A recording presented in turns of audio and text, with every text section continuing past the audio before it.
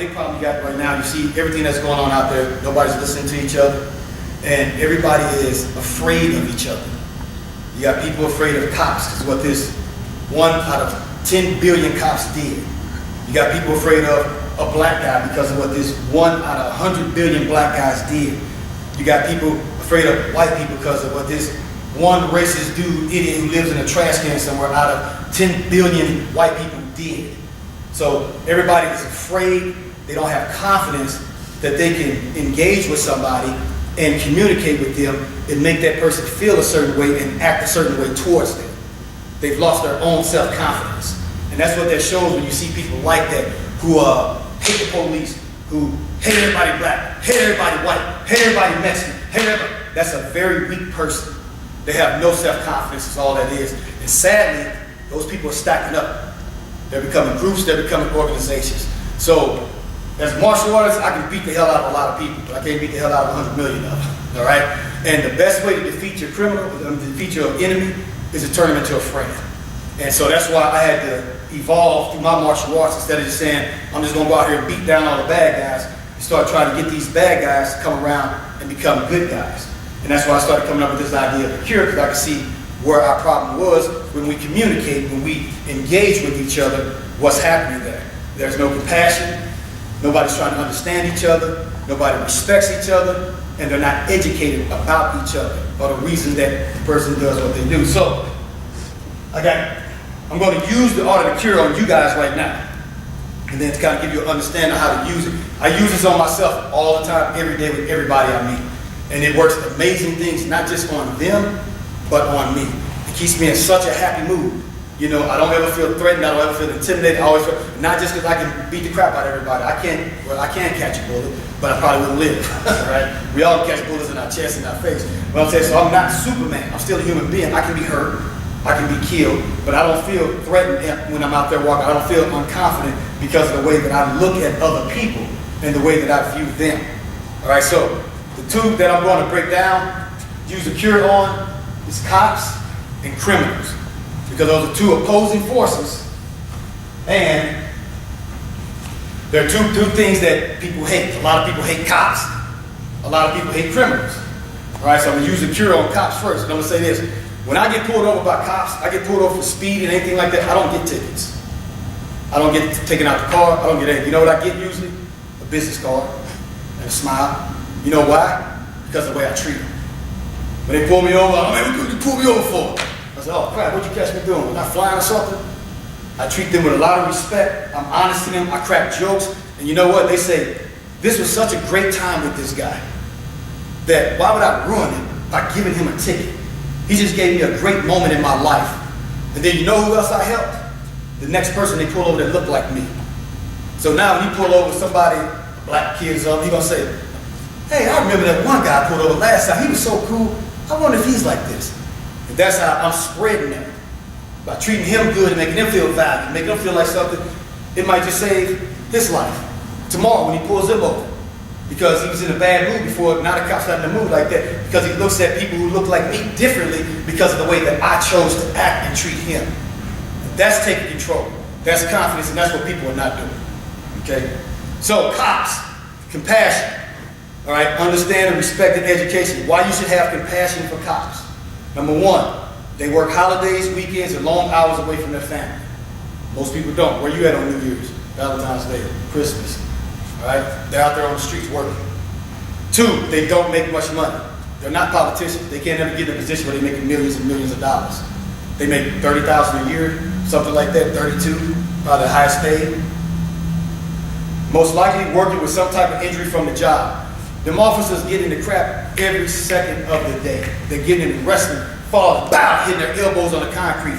And they're so limited in police that they can't pull them off for injuries. A lot of times those cops walk around with busted knees, busted elbows. They're in pain the whole time that they're trying to do their job. Right. It's their job to put their life at risk. How many people honestly do that? Military maybe? All right. Police officers go out there, criminals don't take time off, and they don't care. And at any second, this guy could be the guy that's going to pull that double-barrel shotgun and blow him away through that window. So every day, that cop gets up, puts on his clothes, and says, I might die today. I may not see my kid again today. but they still goes out there and do it. Okay? Police officers are moms, dads, sons, and daughters. A lot of people don't think about that. They look at them like they're dogs. They got kids. They got parents. They're at home trying to put presents under the Christmas tree. Okay? So those are some reasons why you should have compassion for cops. Understanding. How to understand cops with an unfriendly attitude. We all run into those police officers and they kind of acting like a jerk. And you think, man, what the hell's wrong with him? You got a problem with me? Probably not. All right, you have to understand, number one, he's lugging around gear in a cramped vehicle for hours every day. You know what one of the main injuries is on a police officer? Back. You know for what? Sitting. And having all this crap on them. They're uncomfortable. They're not comfortable in their car. They're sitting in there, nightsticks, guns, radio, all the pepper spray, and they're driving, they're cramped up, they're hot, they have to get in and out of the snow, the rain. And you guys ever drove past and seen a highway patrol guy in a thunderstorm, somebody pulled over, and the highway patrol guy standing there talking, standing in that rain. They work through all conditions, it doesn't matter. Okay? Number two, they've probably been dealing with jerks all day before you. Domestic call, lady call, boyfriend beating her up. Goes there, you know, hey, what's going on? Can I help you? You know, this and that. He, this and that, that. Oh, blah, blah, blah. Sir, I need you to back down. No, you don't tell me what to sir. Wrestle with her. Boom. Get cracked in the head by the girlfriend with a baseball bat. Get your hands off my man. Ain't you the one who called me? They deal with that kind of crap all day. Chasing drug dealers. You know, getting stuck with a needle. Come here, I need to pat you down so you don't have anything in your pocket. Ow! What the heck? Maybe I got AIDS now. That's the kind of stuff these guys have to deal with. Okay? Number three, Mayor just came from a disturbing, heartbreaking incident. I remember a cop said to me one time when I was speeding, and I came around this turn, zinging probably about 90 miles when I was younger. 90 miles an hour in my sports car, 45 miles long. He pulled me over, and he told me, he said, you know what? I'm getting sick and tired of scraping kids up off the highway. And I just went, oh my goodness. Could you imagine that? Scraping a dead kid? That's the kind of stuff they have to see. He may have just came from that, right when he pulling you over. That's not going to sit very well. They still have emotions, they still have feelings. So he may still be dealing with that in here. So that's one of the things you got to understand them. And understand about them when you run into them, they have unfriendly attitudes. Respect, why you should respect all cops. They consistently put their lives at risk to help and save people who mainly hate them. All right? You can be the biggest criminal in the world and you're running drug operations and robbery operations and stealing persons and everything. And then somebody come in your house to kill you, and you go dial 911, who's coming? Police, who they come to save? That criminal. So, who's going to do that? Who in here is going to go help somebody that hates them? Probably nobody. They do it all the time. All right, another reason you should respect them. They will leave their family during a crisis to protect strangers' families. If everything break loose and go to hell out here, what's the first thing happen? Police officers suit up every single one of them. They call all officers on duty, and they go out to protect everybody else's families, leave their family at home by themselves. Who would here do that? If you hear that the riot's going to happen tonight, it's going to happen right here in St. Charles. They already got them. We know it's going to happen. Who's going to leave their wife and kids and say, I'll be back, I got to go protect some other people that I've never met in my life? That's what these guys and girls do. All right, and then the last one, why you should respect all cops. They will not back down until the job is done or they're dead. It don't matter how bad that criminal is, how tough he is, how many serial this and that. When the police get on him, they're going to go after him, and they will not stop until they are dead or he's captured. Okay? All right, education. How learning about cops can help you. Learning their procedures and protocols will make things at ease when dealing with them. What happens when you get pulled over? You see like, and you get nervous, don't you? All right? You think, oh man, he's here. It gets personal. It's not personal. That's their procedure. Because of what you just did, you swerved or you sped past it. There's no reason to be upset. When you understand this, that's just, he's following his code. This is the walk he's supposed to take. Then you don't get afraid. You don't panic. You don't get confused.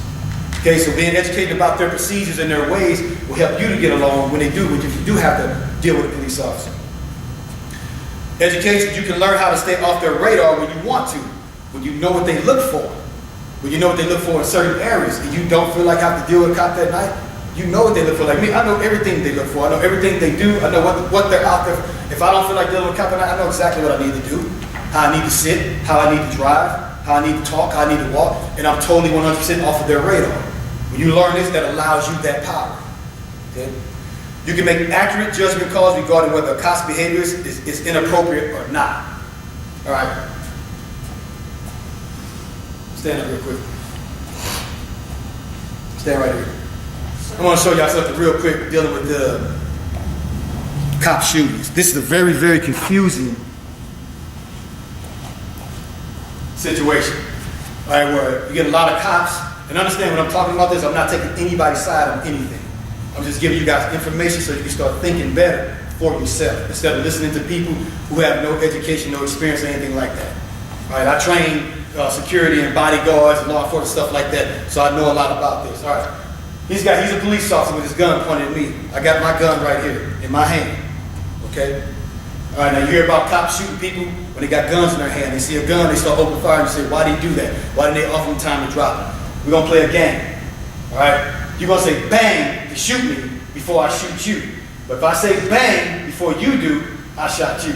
Got it? Bang. Bang. Bang. No, you can't shoot me unless you gotta try to shoot me before I get my gun up. Oh. Like you can't shoot me because I'm just standing here. 'Cause that's what everybody say. He didn't point the gun at the officer. Why did he shoot him? Ready? Bang. Bang. All right. And even if I got my gun here. Bang. Bang. So you see, every time I get him first, don't I? If not, we got each other at the same time. So when that officer has got a gun pointed at somebody and they got a gun here, bang, they can still get him. He's not gonna be able to get that shot off before they got pow, move that gun up and shoot him. But that's something you being educated about that. Now when you hear about a gun shooting and this guy had a gun and the cop shot him and he didn't even have a gun pointed at him, you can say, yeah, but I know that. I seen that game that Jermaine didn't play, and I know that even if you got the gun pointed at him, it's gonna take him a thousandth of a second to shoot you, and you're gonna still get shot. So that's the kind of stuff they have to deal with. And that's the truth. Hard game. All right. And last, education, how it helps. You will know the chain of command and how it works in case you ever need to use it. All right. When you understand, sometimes you get hot-headed police officers out there that are misbehaving. When you understand what their captain will do to them, when you report that, then you don't have to be intimidated by him. You don't have to feel afraid. You don't have to get into a fight with this cop in the middle of the street. Because first of all, if you get into a fight with a cop, whether he swung first or not, he's going to win. He has to. Because if he loses, the whole department loses. But if you can just keep yourself calm and let it go to where it goes, because I know what's going to happen when I tell the captain about your ass. Because you know their procedures and their protocols and the way things work. You know how to file. You know who to go talk to. Then that helps you to be able to keep your cool in case you do run into a police officer who's behaving inappropriately. Okay? So that was for the honor and cure for the cop. Anybody got any questions on any of that?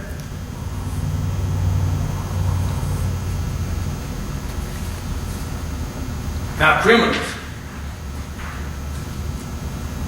This is a touchy one, ain't it? How to have compassion, understand, respect, education regarding criminals. Number one, why you should have compassion for criminals. Number one, criminal may have been badly educated because of childhood living conditions. Some kids grow up, moms drug addicts, moms are hookers, all kinds of things like that. Could you imagine dealing with that? Mom and dad leave them at home 2-3 days, tie them up, heroin addicts, they tie kids up, duct tape their mouth, throw them in a closet for 3 days. The kids found dead because they were sitting there high. A lot of times that's what these types of people deal with. It turns them into bad people. They go down a bad path. So you never know what his background is like. And remember what I said, if you hadn't been through what he had to go through, maybe you'd be a worse person than he is today. So you always got to have compassion for them because of that. Number two, may be forced or bullied to be crime affiliated.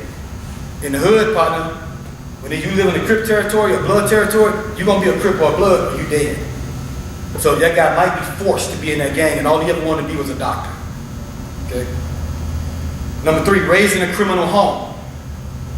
Some of them come from where the dad's the big time neighborhood drug dealer. So that's what you get taught.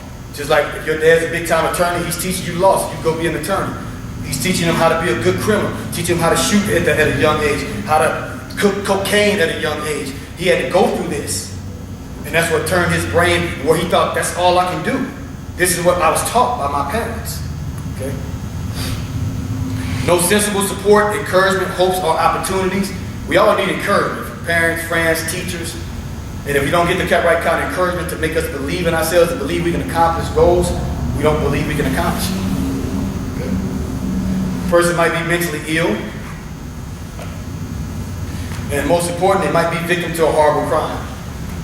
Parents got killed in front of them. And they're dealing with PTSD really bad. They can't handle it, so they end up getting involved in criminal things. Okay, understanding why you should understanding the criminal reasoning. All right, that may be the only way of survival that they know is committing crime. Okay. They may live in a community that hates cops and praises criminals. You live in a community like that, you have to be what the people there are. Okay. Respect. Why you should respect criminals? Number one, they know things you don't know. Computer hacking, weapons, combat, how to break into alarm systems, safe cracking, how to hotwire vehicles, how to pick locks. Would that information ever be useful to any of y'all? It might. Not to commit a crime. Do y'all be up? Well, that. But let's go a little step further. How do y'all know we ain't gonna get attacked here on American soil someday? Things go crazy. You end up stranded somewhere. I'll wire a car. What's that? I'll wire a car. Either way. Yeah, I'm saying that you never know if there may be a life and death situation you in where you need to know that kind of information. Remember, that it doesn't make you a bad person to know things and know how to do things. Okay. Another reason they can teach you how to be crime-proof. Criminals know what criminals look for. When you know one of them, they'll tell you, man, you can't walk down the street like that. You're gonna get mugged. But hey, look out, man. Carjackers, they doing this right now. So that's what you need to watch out for. Okay. And the last one, they're connected to low places and people in low places. All right. Education. And I'm gonna say with that, when I say connected to low places, people in low places, it's always good to know people everywhere. Because you never know when you're gonna need them or what you may need them for.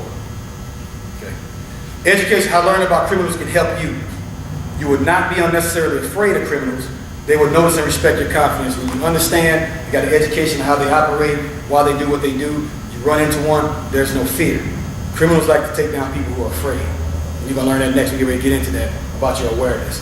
And when you're not afraid of them because you understand them and understand how you got an education about why they think the way they think and what they look for in people, then you won't fit that position as a victim. All right. Education again, you may convert some bad criminals into good people. There's a lot of good people out there who are very powerful, respected people today, even in politics, I think, who were criminals before. Okay. And most importantly, you will understand how the criminal